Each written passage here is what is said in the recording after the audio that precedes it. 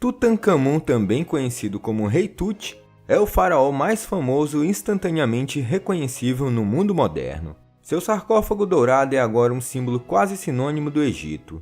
Seu nome significa imagem viva do deus Amon. Ele nasceu no ano 11 do reinado do faraó Amenhotep IV, mais conhecido como Akhenaton, e morreu em 1327, com a idade de 17 ou 18 anos.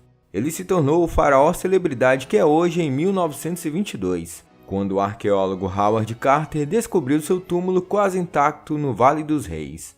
Embora inicialmente se pensasse que Tutancâmon era um governante menor, cujo reinado era de pouca importância, a opinião mudou à medida que mais evidências vieram à luz. Hoje, Tutancâmon é reconhecido como um importante faraó que devolveu a ordem a uma terra deixada em caos pelas reformas político-religiosas de seu pai e que sem dúvida teria feito outras contribuições impressionantes para a história do Egito se não fosse por sua morte precoce.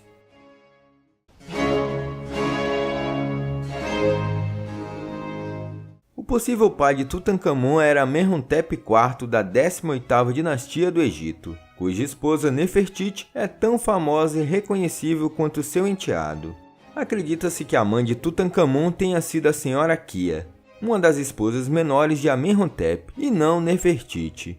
Também foi sugerido que Tutancâmon era filho de Amenhotep III, e sua mãe seria Tiê, mas a maioria dos estudiosos rejeita essa teoria.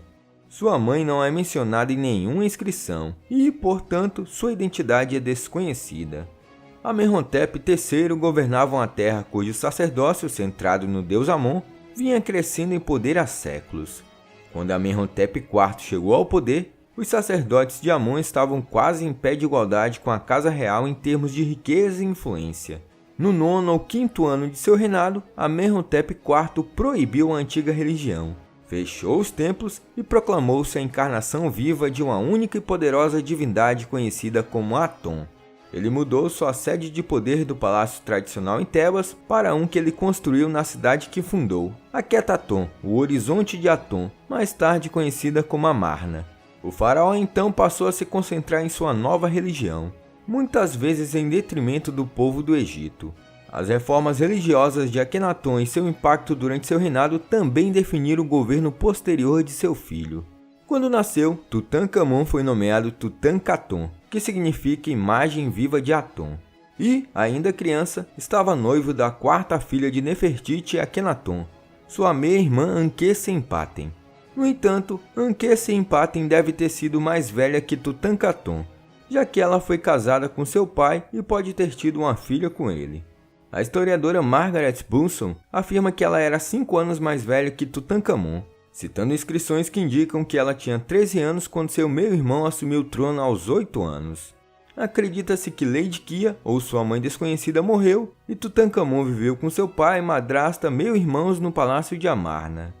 Tutancâmon subiu ao trono após a morte de seu pai em 1336 a.C., com a idade de 8 ou 9 anos.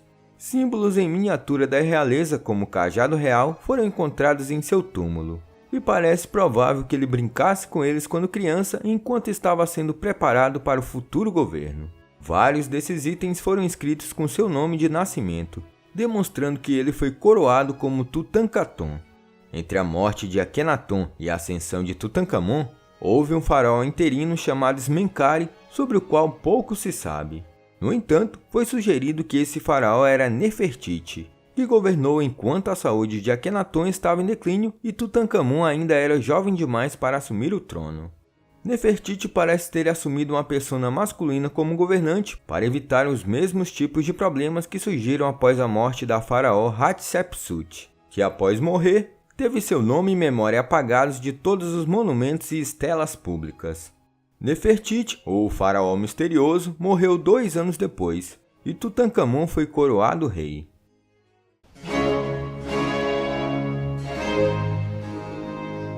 No início de seu reinado, Tutancâmon decidiu por si mesmo, ou mais provavelmente foi forçado, a devolver o Egito às antigas práticas religiosas que seu pai havia proibido e suprimido. Seus conselheiros, claramente com o apoio dos sacerdotes de Amon, convenceram ou forçaram o jovem rei mais uma vez a dar a Amon seu lugar como deus universal do Egito e a abandonar o culto de Aton. O nome da criança faraó foi mudado de Tutankhaton para Tutankhamon, e sua rainha tornou-se Ankhesenamun.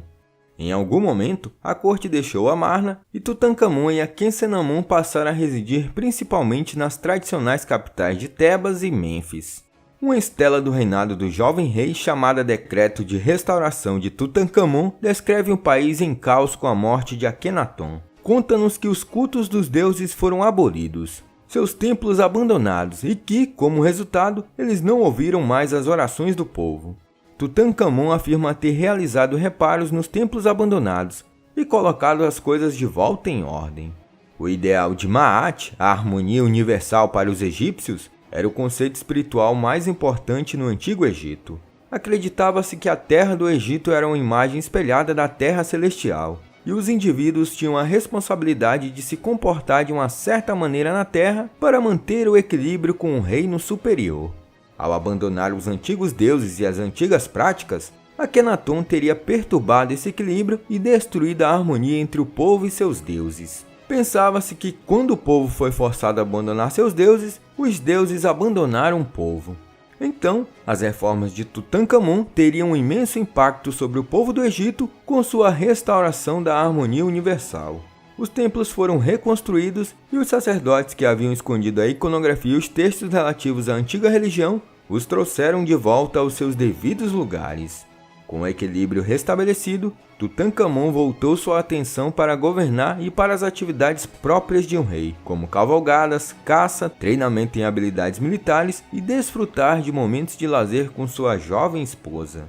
Embora o equilíbrio tivesse sido restaurado e templos e palácios reconstruídos, o Egito ainda estava se recuperando da desordem em que Akhenaton havia mergulhado o país. No reinado de Tutankhamon, a situação no Oriente Próximo mudou drasticamente desde os dias dourados do Império Egípcio. O exército, cujo treinamento e equipamento foram negligenciados por Akhenaton, não era mais a força de combate eficaz que tinha sido sob o reinado do avô de Tutankhamon, Amenhotep III. O comandante do exército, Oren-Heb, que era tido em alta consideração como um dos principais conselheiros de Tutankhamon, foi repetidamente mal sucedido em suas campanhas contra os hititas. O Egito perdeu vários outros estados vassalos. Os hititas ficaram mais poderosos à medida que Tutankhamon lutava para restaurar o Egito à sua antiga glória. E, não precisando mais temer a intervenção dos militares egípcios, os hititas destruíram o reino dos Mitanni, que anteriormente eram aliados do Egito. Deve-se ter em mente que Tutankhamon, nessa época, tinha cerca de 16 anos e foi encarregado da enorme responsabilidade de revitalizar o país que seu pai havia devastado sozinho. Mesmo com a ajuda dos conselheiros mais velhos que o cercavam, o rei adolescente deve ter achado sua posição assustadora. Mas, ainda assim, parece ter feito o possível para resgatar o presente do país de seu passado recente. O que ele poderia ter realizado em um reinado mais longo nunca será conhecido, pois ele morreu antes de completar 20 anos.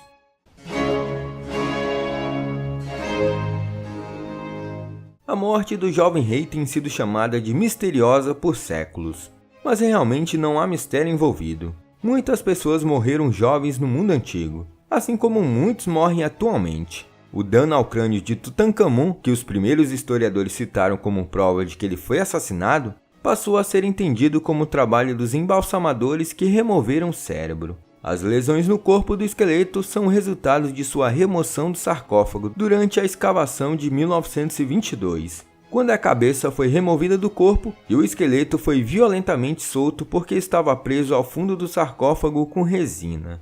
Também foi especulado que Tutankhamon morreu de um abscesso dentário não tratado ou infecção de uma perna quebrada, mas essas teorias também foram refutadas. Outra teoria é que o faraó foi produto de uma união incestuosa e, portanto, simplesmente não estava geneticamente disposto a uma vida longa.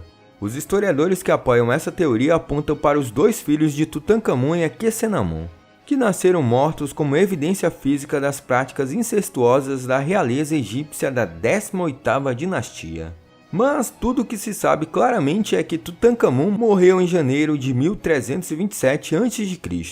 e que sua morte foi inesperada, como é evidenciado pela construção apressada de sua tumba. o país teria caído em desordem com a morte repentina de Tutankhamon, que deixou a terra sem herdeiro.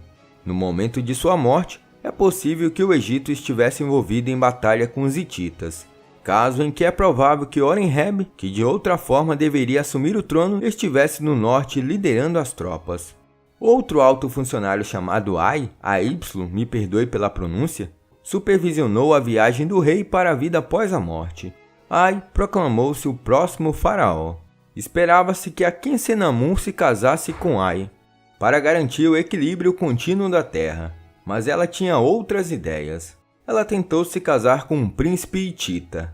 Embora os faraós egípcios muitas vezes se casassem com mulheres estrangeiras, era inédito para uma mulher egípcia, especialmente uma de sangue real, se casar com um estrangeiro.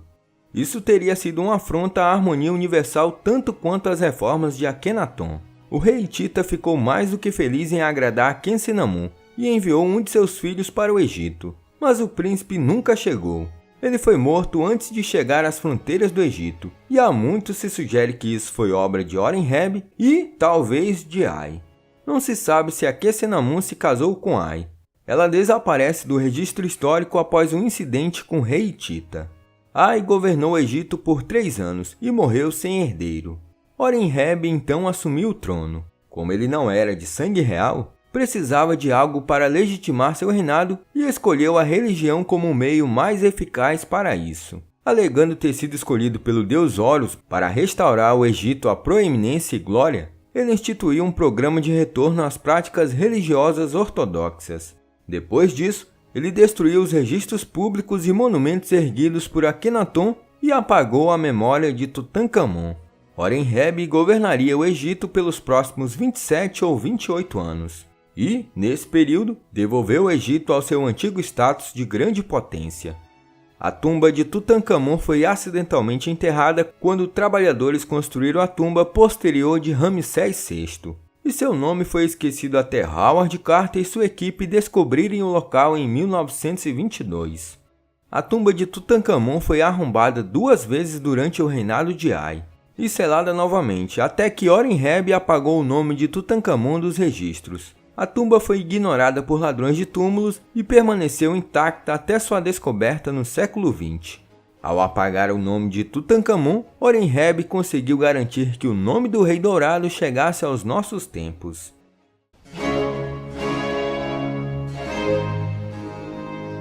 Os tesouros da tumba de Tutankhamon atraíram regularmente multidões no Egito, e também sempre que foram expostos fora de sua atual casa no Museu Nacional do Cairo. Antes da descoberta da tumba, o governante mais famoso do Antigo Egito era provavelmente Cleópatra, Nefertiti ou Ramsés, mas desde 1922 esse título passou a ser de Tutankhamon.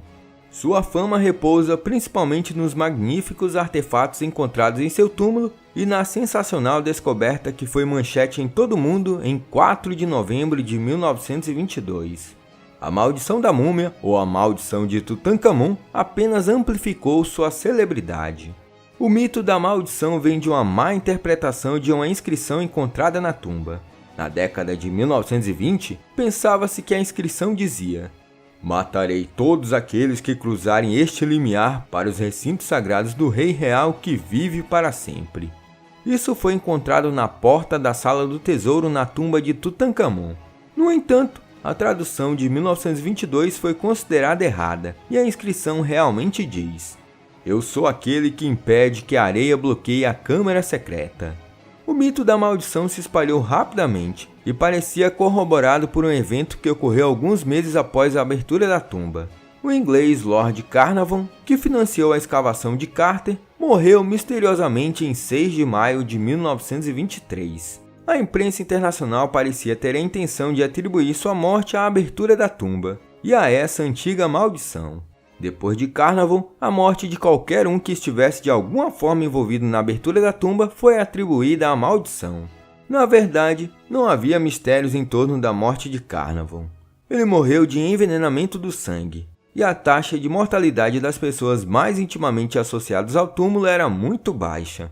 A maldição, que nunca foi uma maldição para começar, ainda está associada a Tutankhamon, e isso, juntamente com a história da descoberta de sua tumba e seu esplendor, tornou seu nome famoso em todo o mundo e manteve sua memória viva. Infelizmente, esse foco na maldição e nos artefatos da tumba obscureceu as realizações reais de Tutankhamon durante seu curto reinado. Olá, eu sou o Professor Danilo. Obrigado por assistir esse vídeo. Se você gostou, se inscreva no canal, deixe o like e compartilhe esse vídeo. Se você estiver pensando em ajudar o canal, você pode ajudar de 3 formas: tornando-se um membro, clicando no botão Seja um Membro aqui embaixo desse vídeo, apoiando na nossa campanha no Apoia-se, clicando no link do comentário fixado.